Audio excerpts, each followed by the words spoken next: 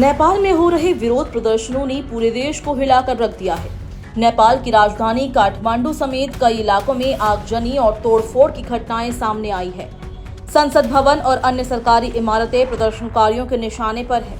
हालात को काबू में लाने के लिए सेना को सड़कों पर उतरना पड़ा है। नेपाल की मौजूदा स्थिति का असर हवाई सेवाओं पर भी देखने को मिल रहा है। इंडिगो एयरलाइन ने काठमांडू आने जाने वाली सभी उड़ानों को फिलहाल स्थगित कर दिया है। एयर इंडिया और नेपाल एयरलाइंस ने भी दिल्ली काठमांडू की अपनी उड़ानों को रद्द कर दिया है। यात्रियों को वैकल्पिक व्यवस्था या रिफंड का विकल्प दिया जा रहा है। नेपाल में उभरे इस संकट का असर अब भारत की सीमाओं पर भी दिखने लगा है।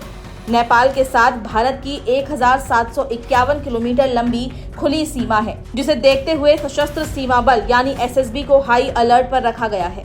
बिहार के रक्सौल और नेपाल के बीरगंज को जोड़ने वाला मैत्री पुल लगभग सुनसान हो गया है। सीमावर्ती इलाकों में गश्त बढ़ा दी गई है और आने जाने वालों की सघन जांच हो रही है।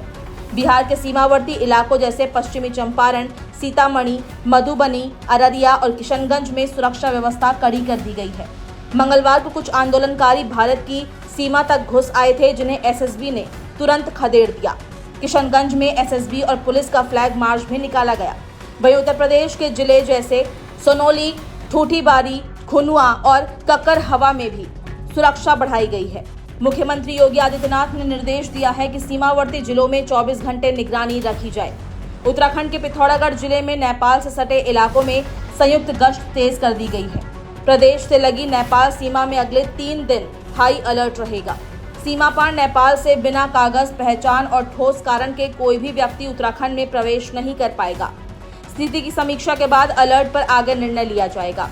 मुख्यमंत्री पुष्कर सिंह धामी ने इसके साथ ही सीमा से सटे ऐसे क्षेत्र जहां चेक पोस्ट नहीं है, वहां उत्तराखंड पुलिस और सशस्त्र सीमा बल के त्वरित प्रतिक्रिया दल QRT को तैनात करने और वन क्षेत्रों में वन विभाग की टीमों से गश्त बढ़ाने और अवांछित तत्वों के प्रवेश पर रोक लगाने के निर्देश दिए हैं। वहीं पश्चिम बंगाल के सिलीगुड़ी से सटे कांकरभिट्टा और भद्रपुर इलाके में भी हालात बिगड़े हुए हैं। आंदोलनकारियों ने कई सरकारी दफ्तरों में आग लगा दी है। एसएसबी की 41वीं वाहिनी और अन्य सुरक्षा बलों को हाई अलर्ट पर रखा गया है। आपको बता दें कि नेपाल में लगातार बिगड़ते हालातों को देखते हुए भारत सरकार ने अपने नागरिकों की सुरक्षा के लिए एडवाइजरी जारी की है। विदेश मंत्रालय की ओर से जारी एडवाइजरी में भारतीय नागरिकों को नेपाल यात्रा न करने की सलाह दी गई है। विदेश मंत्रालय की ओर से कहा गया है कि नेपाल में बदलते हालात को देखते हुए भारतीय नागरिकों को सलाह दी जाती है कि वे स्थिति स्थिर होने तक वहां की यात्रा न करें।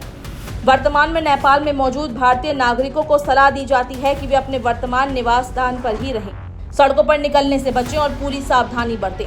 नेपाल के अधिकारियों और काठमांडू स्थित भारतीय दूतावास द्वारा जारी स्थानीय सुरक्षा सलाह का पालन करने की भी सलाह दी जाती है। किसी भी सहायता की आवश्यकता होने पर काठमांडू स्थित भारतीय दूतावास के हेल्पलाइन नंबर पर कॉल कर सकते हैं। ये नंबर है 977-980-860-2881 और 977-981-032-6134। आप इन नंबरों में व्हाट्सएप कॉल भी कर सकते हैं।